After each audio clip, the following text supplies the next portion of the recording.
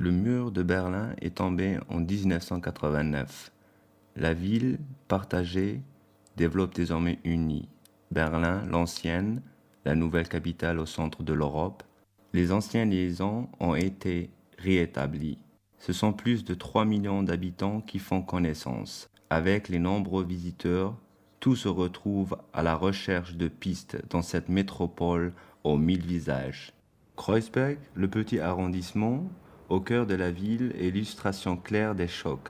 Entre les extrêmes, dans Berlin et le théâtre, y habitent des étudiants, des Turcs et des Berlinois à gueule. La cascade existe dans le massif des Géants et dans le parc de la Victoire. Son point culminant accueille le mémorial national de Schinkel, qui commémore les guerres de libération de 1813-1815. La croix qui coiffe ce monument de 20 mètres donne son nom à la colline, puis à tout l'arrondissement.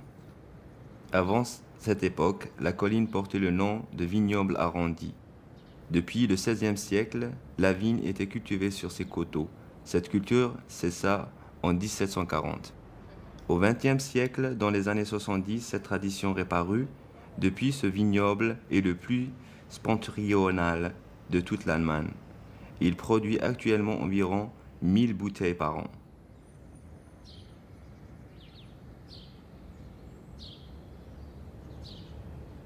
Il est mis en bouteilles conservé dans les caves de gouvernement de Hesse, mais il est impossible d'acheter ce rare breuvage. Il est servi uniquement à des invités de ville triés sur le volet. Les arrière-cours et leurs milieux sont caractéristiques de Berlin, mais ceci se fait de plus en plus rare. Une des plus belles cours reste Riemers Hofgarten dans la Rockstraße. Lorsqu'on flâne dans cet ensemble du début du siècle, on se retrouve dans la belle époque. Même l'architecture moderne ne détruit pas l'harmonie générale. Une promenade dans les impressionnants cimetières du Mehringdamm devient également une expédition passionnante dans le passé. Il repose là dans des tombeaux aux riches ornements, ceux qui écrivirent l'histoire ou à propos desquels on écrivit. Bâtisseurs, légendaires, inventeurs de génie, de nombreux artistes. Nous rencontrons aussi l'art dans la nouvelle galerie nationale, à 2 pas de la Philharmonie et de la salle de musique de chambre. La construction d'acier et de verre fut conçue par Mies van der Rohe. Le sous-sol accueille des œuvres des 19e et 20e siècles. Le rez-de-chaussée, des expositions d'artistes contemporains. À l'extérieur, la sculpture 4 quarts dans un quart de l'américain George Riquet. Les caddias coulés dans le béton de l'artiste Wolf Forstel déclenchèrent d'abord des remous, mais elles sont désormais tolérées. Elles se dressent toujours Rathenau-Platz, au milieu du trafic ivrombie. L'art dans les lieux publics. Avec vue sur l'église du Souvenir, cette sculpture a un emplacement marquant, juste devant Europa Santa de Karl Popper.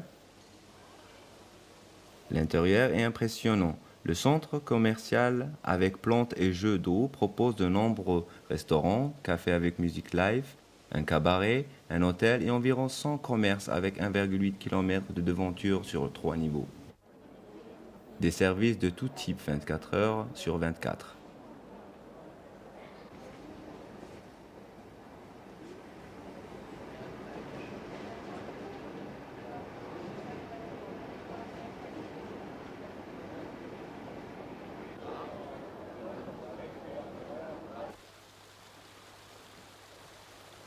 Autour de cette sculpture devant Europa Santa, une ambiance internationale. Les Berlinois appellent la sculpture sans aucun respect Boulao.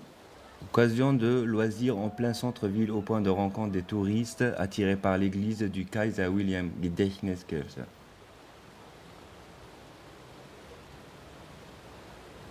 Construite en l'honneur de Guillaume Ier, inaugurée par Guillaume II en 1895, elle a été bombardée en 1943. Incluse dans un bâtiment neuf, elle est un symbole de Berlin. Le café Kansla jouit également d'une renommée mondiale. La visite est obligatoire pour tout flâneur sur le coup d'âme.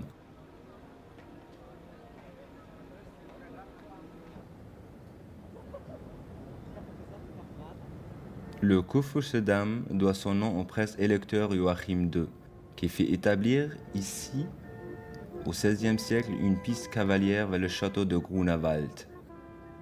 Otto von Bismarck, ancien envoyé prussien à Paris, voulait s'inspirer des Champs-Élysées, transformer ce chemin d'un rondin en un grand boulevard. Il se battit pendant 10 ans pour que cette zone soit mise en valeur. En 1882 fut fondée la société du Kurfürstendamm. Le Kudamm est aujourd'hui international.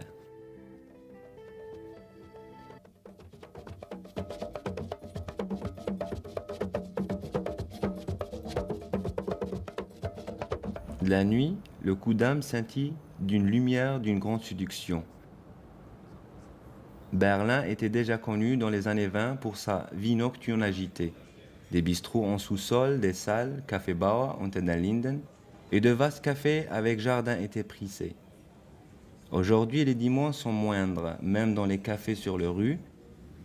Les vrais Berlinois se trouvent plus rarement sur le Kudamm le soir. Ils préfèrent se retirer dans leur café habituel.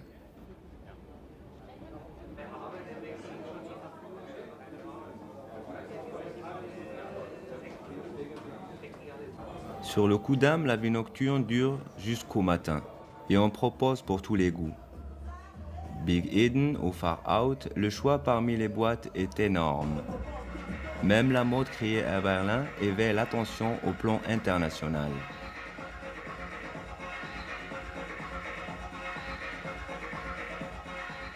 Le nouveau cœur de la ville bat à Potsdamer Platz. 40 ans après la guerre, un lieu s'érige sur le terrain vague situé entre l'Est et l'Ouest, qui doit renouer avec un passé glorieux. Une ville du futur a été conçue sur une superficie de 68 000 mètres carrés. Sony, par exemple, y a bâti une petite cité des médias pour 1,5 milliard de Deutschmark, avec immeubles de bureaux, cinéma et un immense forum couvert. L'architecte italien Renzo Piano a été chargé de la planification de l'ensemble. Il créa des gouffres entre les gratte-ciels très inhabituels pour Berlin, qui alternent avec des oasis de détente en flair méditerranéen. Mais la Potsdamer Platz, c'est aussi ça, un parc de distraction avec un casino, un théâtre musical, des restaurants, des hôtels et un cinéma multiplex. Les arcades offrent de la place pour plus de 100 commerces. Ils sont répartis sur 3 niveaux de vente. Voici la place du marché de ce nouveau centre.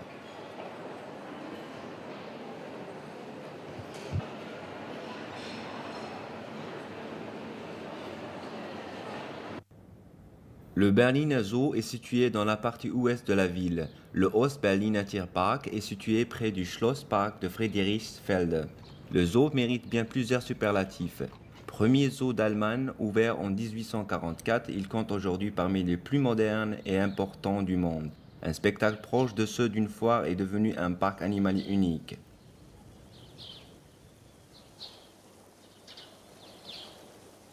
Ce sont 14 000 animaux de 2000 espèces différentes qui y vivent.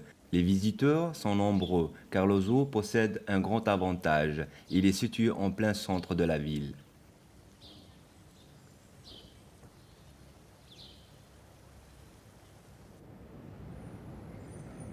La gare du même nom est gare de transit vers Varsovie et Moscou, ou terminus pour de nombreux visiteurs.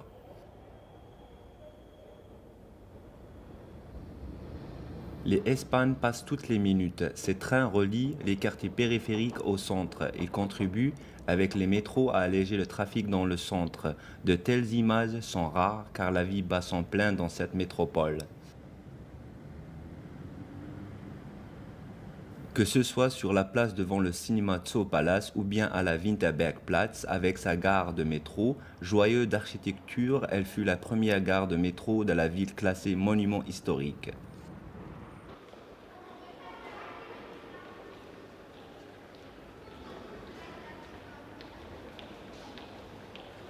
Ce nœud important de transport est situé aux portes du KaDeWe. Il s'agit d'un des plus grands temples du commerce du continent. Le nom Kaufhaus des Westen est plus ancien, mais il a des relents de guerre froide.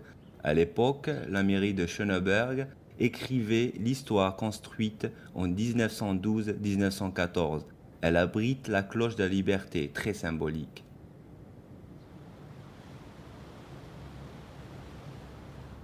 On ne saura jamais vraiment comment l'ours est devenu le symbole de la ville.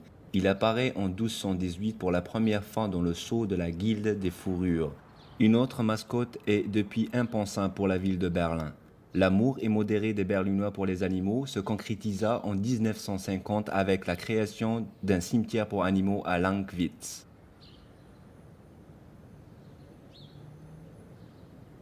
Canaris, tortues, hamsters, chats ou chiens, les chers compagnons trouvent ici le repos éternel. Après cette escapade dans le sud, tournons-nous vers l'ouest de la ville, sur le Hohenzollerndamm, un autre exemple des contrastes. La gare de la période Empire jouxte un immeuble moderne en acier, en béton et en verre, et non loin de là, la tour de la radio des années 20. Les Berlinois l'appellent le Grand Escogriffe. Et voici le terrain de la foire et le centre international des congrès. On y trouve à l'entrée une sculpture de Jean Epoustéguy. Ekbatana, l'homme construit sa ville. Le titre est en programme, un complexe ultramoderne, une vraie ville dans la ville, les dimensions énormes, 320 mètres de long, un espace de 800 000 mètres cubes construit les techniques les plus modernes en leur prix. Coût total presque 1 milliard de Deutschmark.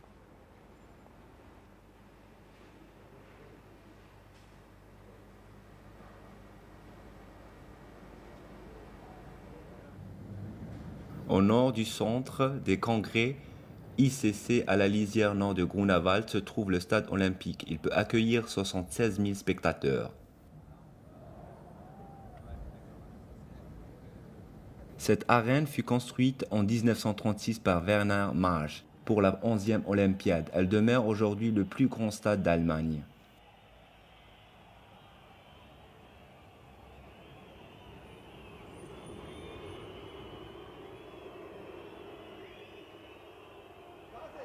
Les buts de Hertha BSC, club de grande tradition, y sont chaleureusement fêtés. Mais on n'y acclama pas uniquement des événements sportifs, ces plaques commémoratives documentent hauts et bas du stade. Dans la Waldbühne, toute proche, les Rolling Stones par exemple donnèrent le ton. Grunewald signifie la forêt verte. La tour de Grunewald est un but de promenade prisé dans ce parc protégé. Elle fut érigée en 1897 pour le 100e anniversaire de Guillaume Ier. La plage de Wannsee, parmi les plus grandes d'Europe, offre aux baigneurs 500 fauteuils cabines et 1800 chaises longues. Les jours de grande chaleur, on y compte jusqu'à 30 000 personnes. Wannsee, auf dem wir uns befinden, ist ein Teil der Havel. Les vapeurs et les bateaux de ligne desservent toutes les îles de la Havel et bien sûr l'île aux ponts. L'alchimiste Johann Kunkel y produisit le précieux verre rubis avant que Frédéric Guillaume II n'offre cette île à son amante. Son château y fut construit en 1794 dans le style d'une ruine romantique.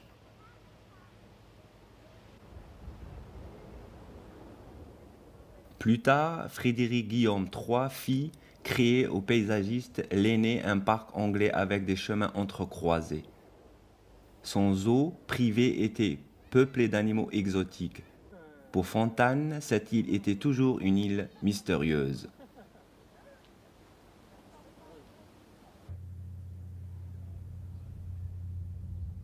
Quelques minutes en aval, voilà la magie du parc de Glienicke, conçu également par l'aîné comme parc d'aventure. Ses panoramas toujours différents et ses bâtiments de style varié surprennent.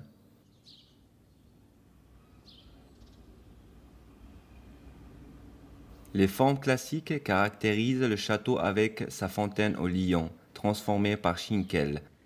L'harmonie entre architecture et paysage font de l'ensemble une œuvre d'art de niveau européen.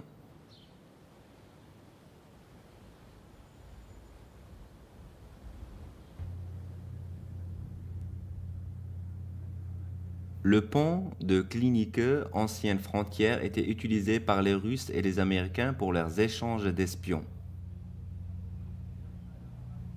On longe le château de Babelsberg, modifié lui aussi par Schinkel pour arriver aux bras latéraux de la rivière.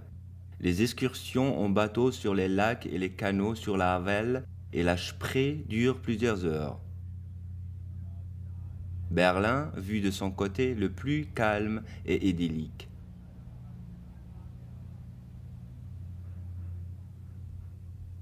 Lorsque les vapeurs approchent le débarcadère, il reste le souvenir des bâtiments du maître Schinkel. Comme entre autres son pavillon dans le parc du château de Charlottenburg. Le château de Charlottenburg fut commencé en 1695 par Johann Mering et s'appela d'abord Lietzenburg. Il était destiné à Sophie Charlotte, épouse du prince électeur Frédéric III. Après sa mort, il fut rebaptisé en château de Charlottenburg.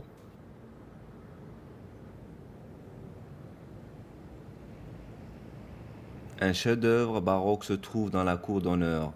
En 1698, Andreas Schlüter créa le monument au grand prince électeur. Son fils, Frédéric, après son sacre comme premier roi d'Allemagne, chargea Eosander von Goethe d'une décoration fastueuse.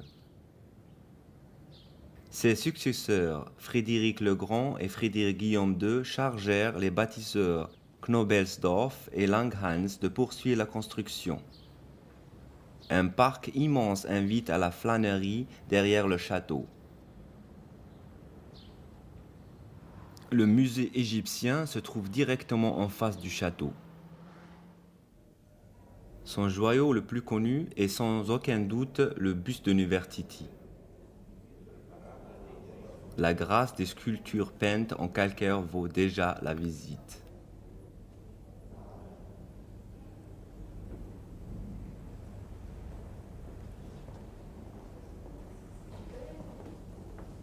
La collection montre l'évolution de l'art dans l'Égypte ancienne de 5000 avant Jésus-Christ jusqu'à 300 après Jésus-Christ.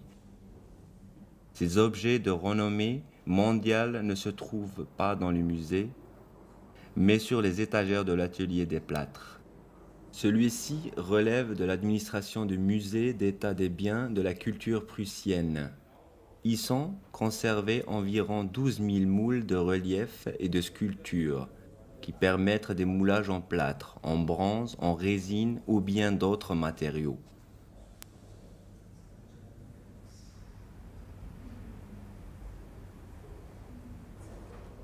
Le plus souvent, l'empreinte a été prise directement sur l'original. Lorsqu'on fabrique ici une œuvre de Michel-Ange, l'acheteur n'achète pas un faux, mais une réplique exacte de l'original.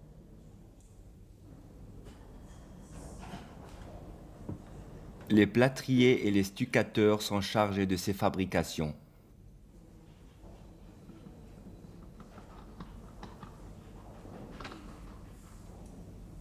Pendant la préparation du moule, puis le séchage du plâtre, les princesses Louise et Frédéric de Prusse subissent les dernières retouches.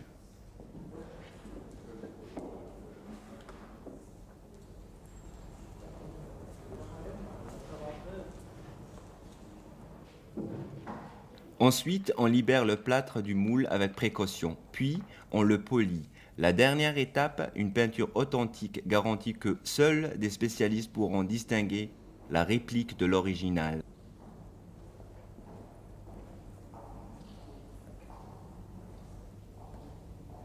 Des œuvres détruites depuis longtemps auraient disparu à tout jamais s'il n'en existait plus ces moules. L'atelier de moulage prend donc de plus en plus de sens. Un monument haut et auguste comme aucun autre dans le pays et comme aucun autre peuple n'en possède. Ainsi inaugura-t-on avec faste la colonne de la Victoire le jour de Sédan. Elle fut d'abord sise au Reichstag. Depuis 1939, elle domine le Großastern, visible de très loin. Cette victoire dorée rayonne encore de la gloire wilhelminienne. Lui, par contre, bien que tout proche, est déjà recouvert de vert de gris. Bismarck, fondateur du Reich, en uniforme de cuirassier. L'ancien palais des congrès situé dans le nord du Tiergarten est aussi célèbre. Symbole de l'amitié américano-allemande, l'huître enceinte fut construite en 1957 avec des fonds américains. Dans le bassin, avant se trouve la sculpture Butterfly d'Henry Moore. Derrière le palais, aujourd'hui la Maison des Cultures du Monde, démarrent des circuits d'excursion dans Berlin sur la Spree. Un tiers environ de la superficie totale est constitué d'espaces verts, forêts et eaux. Berlin, la ville aux 1000 ponts. C'est bien plus que Venise n'a à offrir.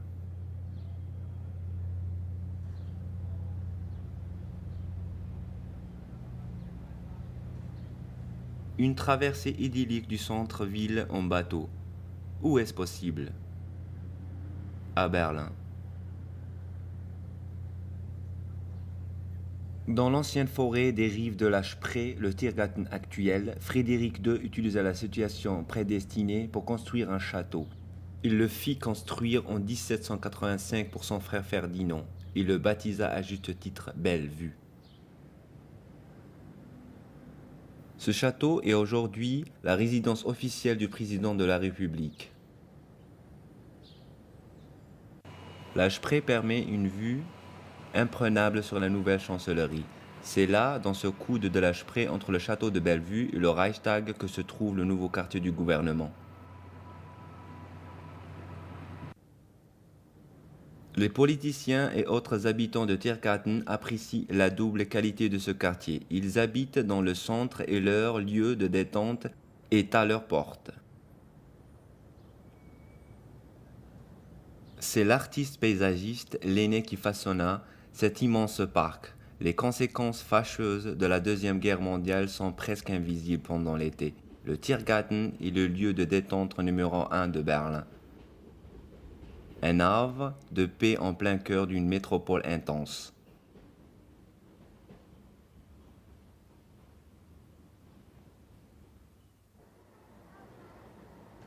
L'ancien Charlottenburger Chaussée traverse le Tiergarten dans son milieu.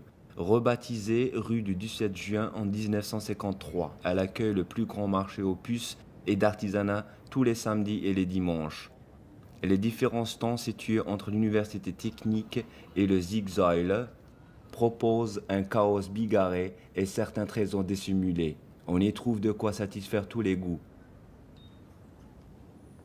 Des objets de toutes sortes, d'historiques à grotesques et beaucoup de kitsch.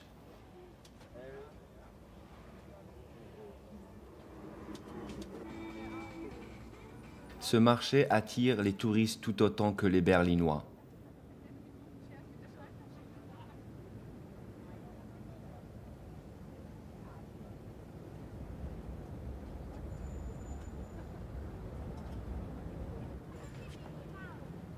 La diversité de l'offre peut prolonger le visiteur dans l'ivresse des achats ou assommer celui qui cherche. Le Reichstag se trouve à l'extrémité du Tiergarten. De 1894 à 1933 se réunissait le Parlement de son bâtiment de Paul Wallot. L'empereur Guillaume II l'appelait avec mépris la singerie du Reich. Son incendie et la Deuxième Guerre mondiale l'ont laissé en ruine. Après une rénovation de 600 millions par Sir Norman Foster, il abrite le Parlement allemand. Le bâtiment est orné d'une coupole de verre de 40 mètres de large et de 23 mètres de haut, la moitié de l'ancienne coupole, mais accessible toute l'année. 100 ans plus tôt avait été construite tout près la plus célèbre des 14 portes de la ville existant autrefois. La porte de Brandebourg, symbole de partition et de réunification, elle ne cesse d'attirer les visiteurs étrangers. Le quadrige de Shadow fut détruit pendant la guerre. Grâce à l'atelier du moulage déjà évoqué, il a été possible d'en couler une réplique. En 1997, Berlin retrouve avec l'hôtel Adlon son grand hôtel de tradition sur le Pariser Platz. L'histoire de l'Adlon commença en 1907. Il devint en 3 ans un des hôtels les plus beaux et les plus luxueux du monde entier. L'avenue Unter den Linden débute sur le côté de la porte de Brandebourg, le réveil du grand boulevard. Aucune rue de Berlin qui n'ait plus été marquée par l'histoire, le grand prince électeur passait déjà, il y a 300 ans, sous les tuiles à cheval. Frédéric II la fit aménager en avenue représentatif et en fit l'axe le plus important de la ville en construisant des bâtiments fastueux. Le vieux Fritz trône à nouveau à 14 mètres de haut, immense devant la Bibliothèque nationale.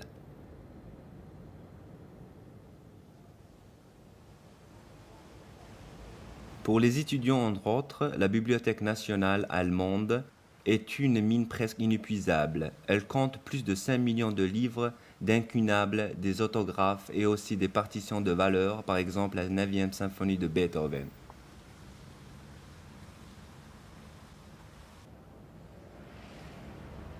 Ce bâtiment néo-baroque fut construit entre 1903 et 1914. Allons maintenant au Gendarmenmarkt. C'était la plus belle place de Berlin avant la dernière guerre qui la détruisit. Restaurée, elle est redevenue sans conteste possible. Les deux églises, les cathédrales françaises et allemandes, furent construites au début du XVIIIe siècle. Le Schauspielhaus, autrefois théâtre national, fut reconstruit par Schinkel après un incendie. Parfaitement restauré, devenu salle de concert, il resplendit à nouveau. Les drames de Schiller connurent ici des mises en scène spectaculaires, que ce soit sous la direction de Léopold Gessner ou de Gustav Gründgens. La place et son ensemble harmonieux de bâtiments la dégagent encore, cette époque qui rend la ville unique.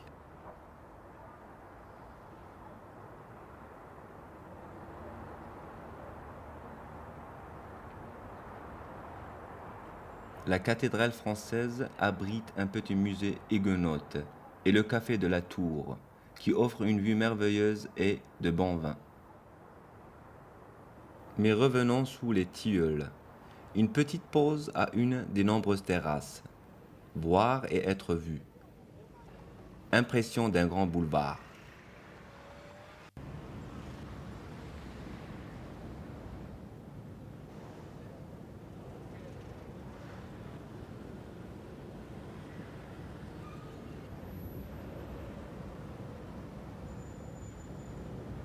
L'endroit idéal pour collectionner les impressions les plus diverses. Les petits gens se contentent de peu.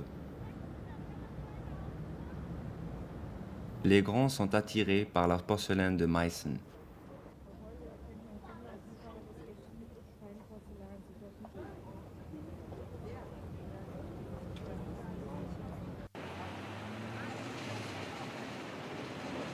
Il est possible de se déplacer en rickshaw. Par exemple, jusqu'aux Galeries Lafayette, dans la Friedrichstraße, la rue s'est métamorphosée depuis la réunification. Un nouveau lieu de flânerie a été créé en plein centre-ville. La mise en scène de la mode et l'architecture originale du français Jean Nouvel ne doivent en aucun cas manquer au programme. Les Galeries Lafayette sont mitoyennes au passage de Friedrichstadt, reliées entre eux par une zone piétonne souterraine. Des créateurs de renommée mondiale font de la haute couture pour dames et des articles de luxe pour hommes.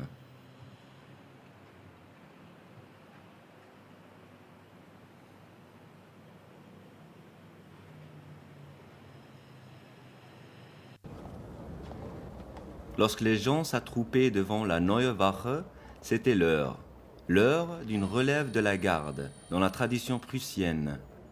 Le bâtiment, construit par Schinkel en 1816, abrita d'abord la garde royale et plus tard les victimes du fascisme et du militarisme. Ce défilé au pas de loi est désormais passé.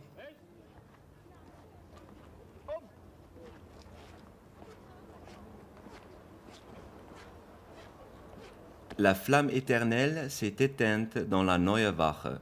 Elle a été remplacée par une sculpture de Käthe Kollwitz, une mère et son fils morts. Elle fait office de lieu commémoratif central de la République allemande, dédié aux victimes des guerres et de la violence.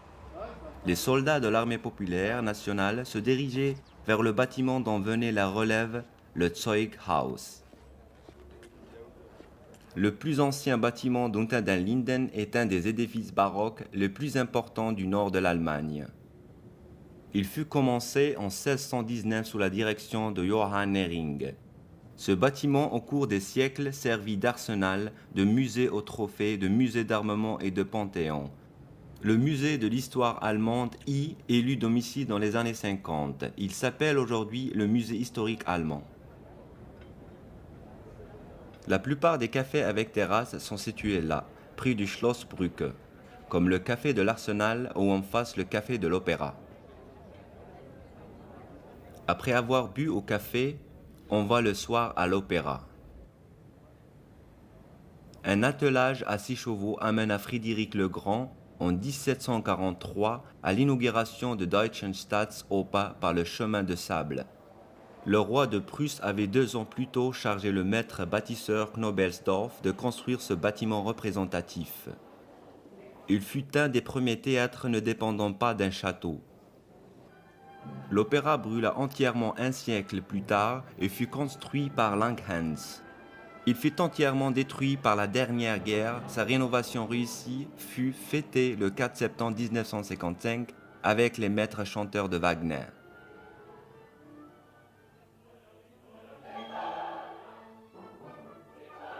Le programme en est éclectique. On peut y assister aussi bien à des représentations modernes que bien sûr à des mises en scène classiques.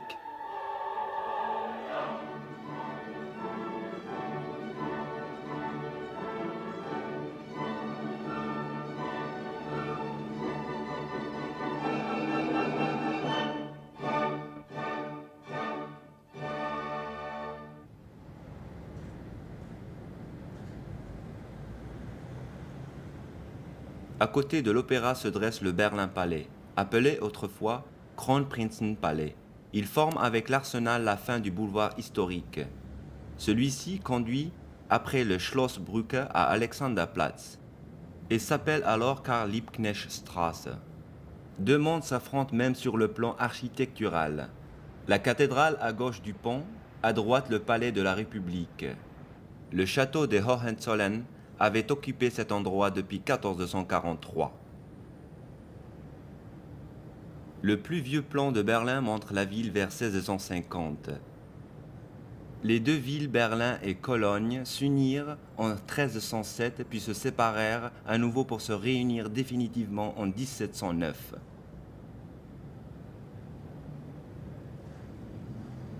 Il existe encore des restes du mur d'enceinte datant du XIIIe siècle, mais le château fut détruit.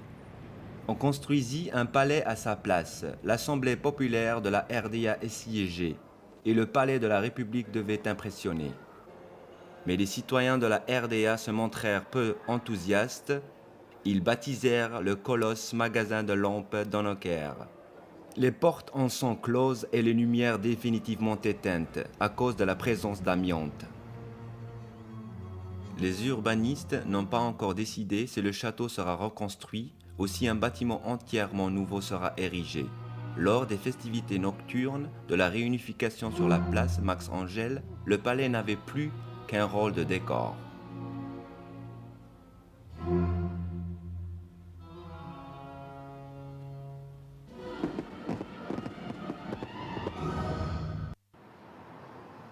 Au sud-est s'élève l'ancien conseil d'État de la RDA, depuis le balcon duquel Karl Liebknecht proclama la libre république en 1918. Le bâtiment fait aujourd'hui office de chancellerie fédérale.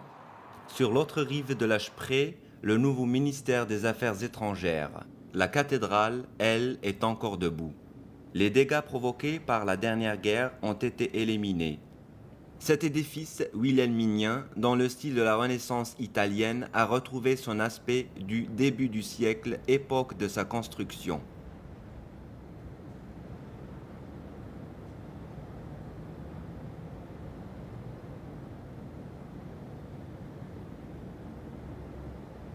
Au nord de la cathédrale, entre 2 bras de la Spree, un complexe de musées important qui porte le nom d'île au musée. L'ancien musée, chef-d'œuvre classique de Charles Friedrich Schinkel, fut le premier musée de Prusse. Il accueille le cabinet d'estampes et une collection de dessins Devant l'entrée, la plus grande coupe en granit jamais sculptée dans la pierre.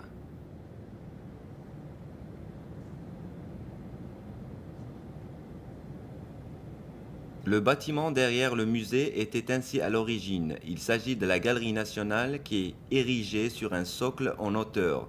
Ressemble à un temple corinthien avec son escalier extérieur très large.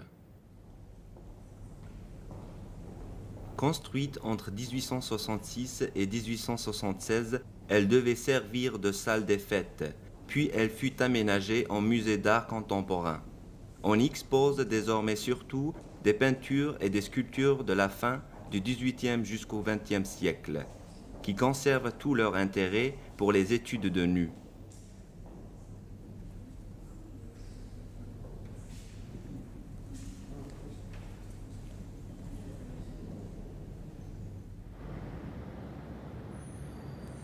Alexandra Calandrelli est l'auteur de la statue en bronze représentant le roi Frédéric Guillaume IV à cheval.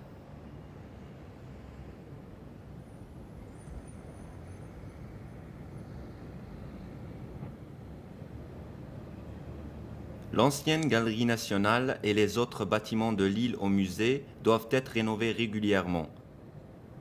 Les effets de la guerre ne sont pas les seuls à avoir laissé des traces. L'eau de la Spree attaque constamment les vieux murs.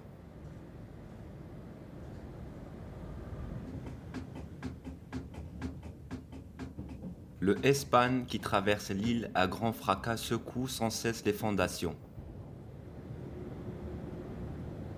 Le musée de Pergame est au centre de l'île.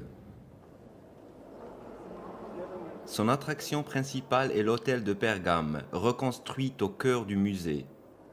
Ce chef-d'œuvre hellénistique fut construit entre 180 et 160 avant Jésus-Christ, en hommage à Zeus et Athéna, déesses protectrices de Pergame. Plus de 100 personnages, plus grands que nature, représentent des scènes dramatiques, le combat des dieux contre les géants. D'une longueur de 120 mètres, il s'agit du plus long bas-relief de la Grèce antique parvenu jusqu'à nous. Il recouvrait tout le socle de l'autel à l'exception de l'escalier extérieur.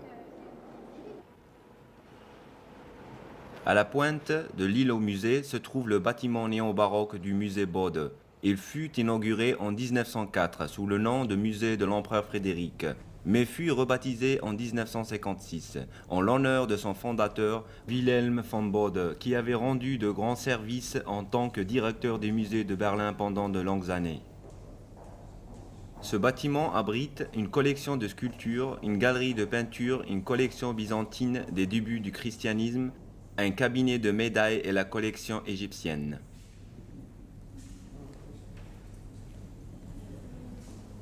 Cette dernière contient des membres de la famille pharaonique, du roi Akhenaton à la reine Néfertiti.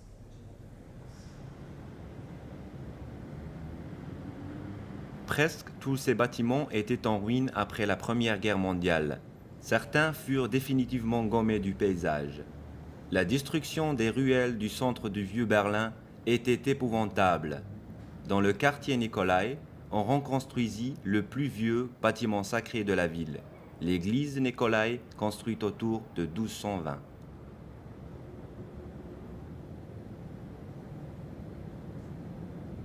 Tout le quartier fut reconstruit avec ses innombrables petites ruelles, avec un grand amour du détail. Les façades, les pignons bas, encorbellements et enseignes en fer forgé sont conformes à la réalité historique. Les restes authentiques ont été complétés par du préfabriqué, une petite ville idyllique en plein centre de la métropole.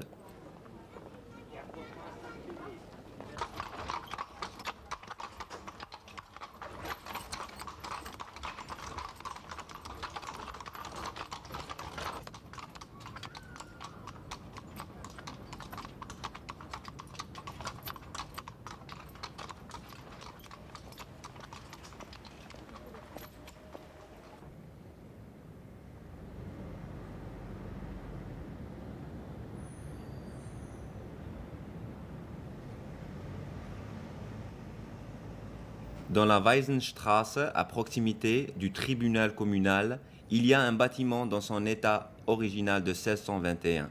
le plus vieux café de Berlin, bien nommé zur letzten Instanz, réconfortait autrefois les personnes affaiblies par les procès, est aujourd'hui les notabilités et les touristes. Qui n'apprécie pas la cuisine lourde a une bonne adresse à disposition sur le Märkischer Ufer. L'ancienne maison de maître des industriels du tabac Ermele se trouvait à l'origine dans la Breite Straße, un des grands boulevards de Berlin. On l'a démoli et on l'a reconstruit ici. Cet édifice baroque à l'intérieur rococo propose des plaisirs raffinés dans plusieurs salles de restauration à l'ambiance feutrée.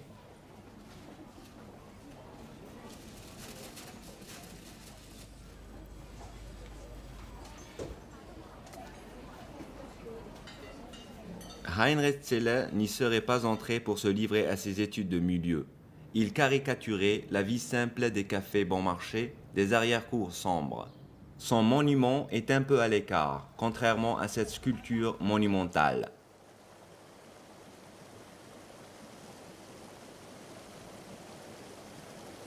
La fontaine de Neptune se trouve dans la Spandauer Straße, entre l'église Sainte-Marie et la mairie. Le dieu des mers est entouré de sa cour et de 4 personnages féminins représentant le Rhin, l'Elbe, l'Oder et la Weichsel. En 1888, la ville offrit cette fontaine à l'empereur Guillaume II, que Reinhold Beger finit en 1891. À l'origine, la fontaine avait été installée devant le château, et c'est seulement en 1969 qu'elle trouva son emplacement actuel. La mairie de Berlin, appelée Mairie Rouge à cause de sa façade en briques, rappelle un palais italien de la Renaissance. Il a été construit en 1861-1870 par Wesermann, à l'endroit où se trouvait déjà la mairie moyenâgeuse. À la hauteur du premier étage, le bâtiment présente une frise, la Chronique de Berlin.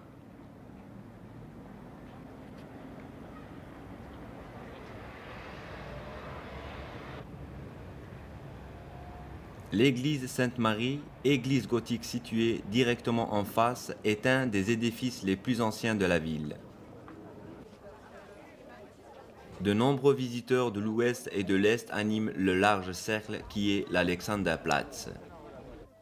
Les paysans des quartiers extérieurs de la ville offrent leurs marchandises sur les marchés hebdomadaires.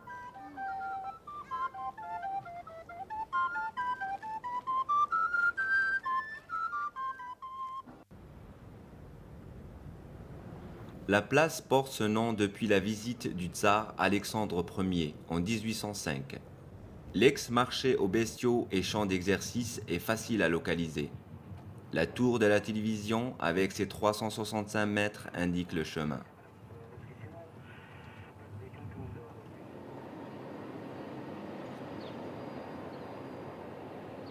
La gare d'Alexanderplatz en verre est d'une grande élégance.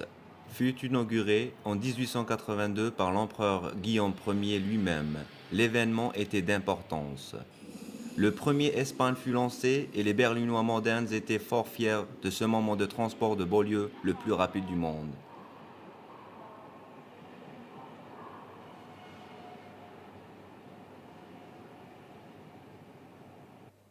Le premier métro souterrain et aérien suivit 20 ans plus tard.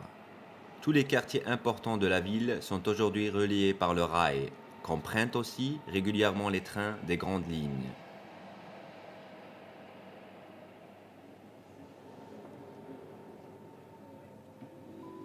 L'Alexanderplatz se poursuit à l'est de la gare.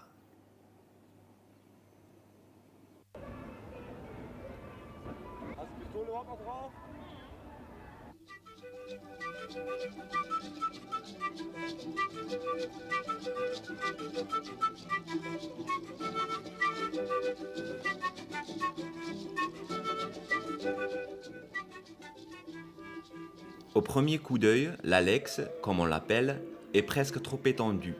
La vie n'occupe cette immense place qu'avec hésitation. La cohue bigarrée qui se presse aux échoppes anime la place, qui est dominée par une horloge universelle visible de loin.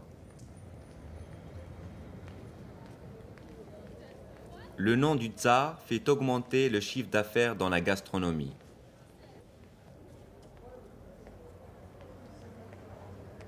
Et tout particulièrement en ce qui concerne la Currywurst. Son succès mondial partit de Berlin. Elle vit le jour dans la partie ouest de la ville, sur la Stuttgarter Platz. Helter Heuwe, 1948, créa la première Currywurst du monde. Les internationaux de la Currywurst se rencontrent plutôt à Prenzlauer Berg. Le snack de Waltraud-Seevogel est une île au milieu de la circulation. Elle reprit il y a de nombreuses années le Grillknöpke, et le mène dans le respect de la tradition.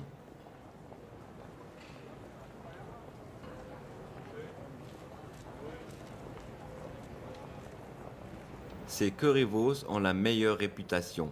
Elles sont travaillées à la main et assaisonnées avec raffinement. Malgré la concurrence du kebab et du hamburger, le succès de la currywurst berlinoise ne faiblit pas.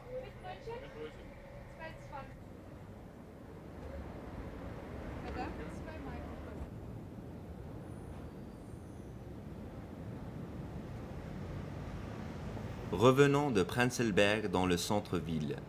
Près de la gare Friedrichstraße, le théâtre sur le Schiffbauer Damm.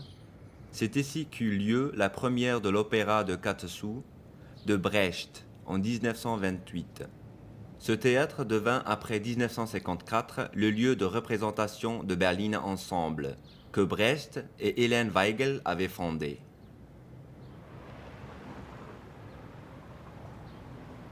La maison de Brecht dans la Chaussee-Straße jouxte le cimetière Dorotheenstädtischen Friedhof. Ces deux grands personnages du théâtre allemand y ont trouvé le repos éternel, tout comme un certain nombre d'autres personnalités.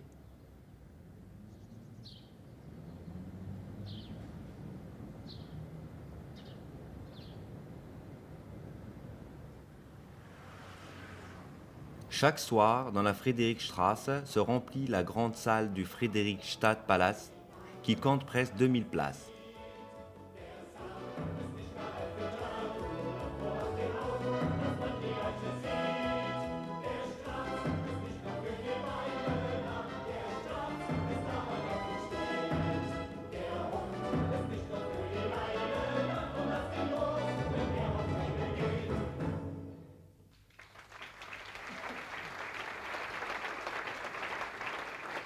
Wie die steile Treppe in einen finsteren Keller hinuntersteigen. Und sich 1000 kleine Spinnweben um ihr Gesicht legen. Le show intime commence plus tard.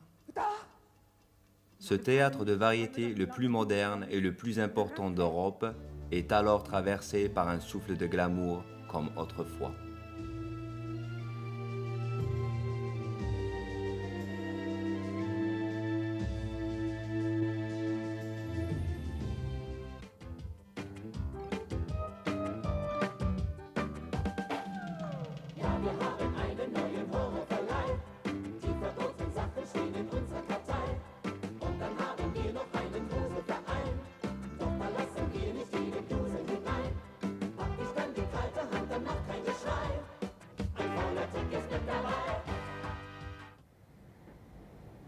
À quelques pas, le pont Weidendammer sur la Spree, c'est sous aile de l'aigle prussien que Théodore Fontane se fiança avec Émilie Gouanet.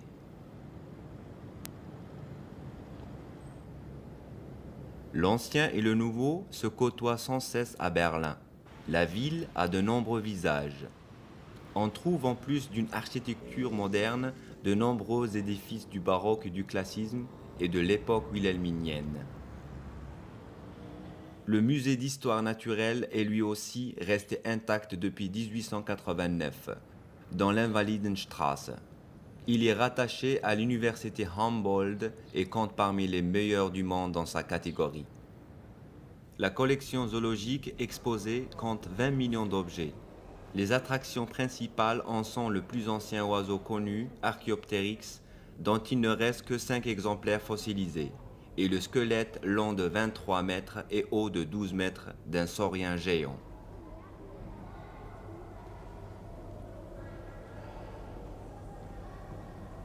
La plupart des squelettes viennent de l'Est de l'Afrique. Mais pas cet objet. Il s'agit d'un squelette provenant du musée du chien de Berlin-Blankenburg. 20 000 objets exposés dans cette salle. Le chien le plus grand et le chien le plus petit. Des quadrupèdes en porcelaine ou bien en savon. De vieilles photos de chiens, arbres généalogiques, médailles, carnets, les vitrines d'exposition débordent d'objets. Ceci se trouve aussi dans ce musée, une attestation d'examen concernant un teckel.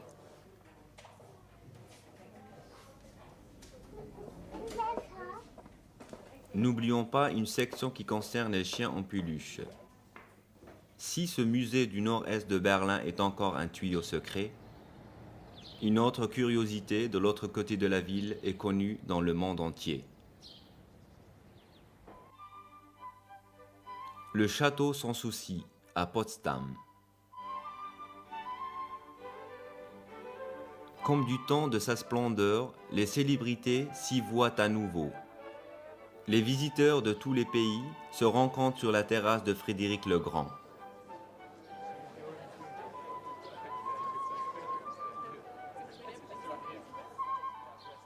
Sans souci, le roi de Prusse francophile souhaitait y vivre sans souci et en paix. Il esquissa lui-même le château de ses rêves, que le maître Georg Wenceslaus von Knobelsdorff réalisa entre 1745 et 1747. Il est situé dans un parc de 280 hectares qui conduit au bâtiment rococo par 6 terrasses dans le style français. Les jardins offrent des vues variées sur les sculptures en marbre, le nouveau palais avec les grottes et la galerie de marbre, l'orangerie, une maison de thé chinoise, la colline de ruines, la maison du dragon, le temple antique, les bains romains et d'autres bâtiments construits au goût des époques.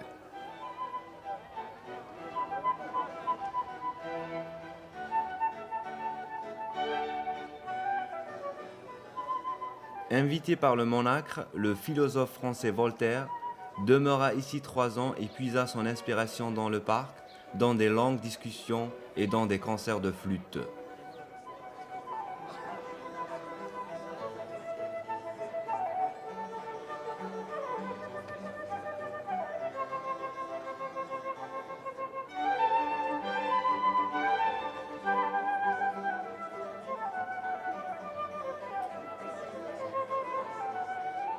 Lorsque Fritz mourut, atteint de goutte, le 17 août 1786, il ne se doutait pas que Berlin vivait une deuxième renaissance après 200 bonnes années.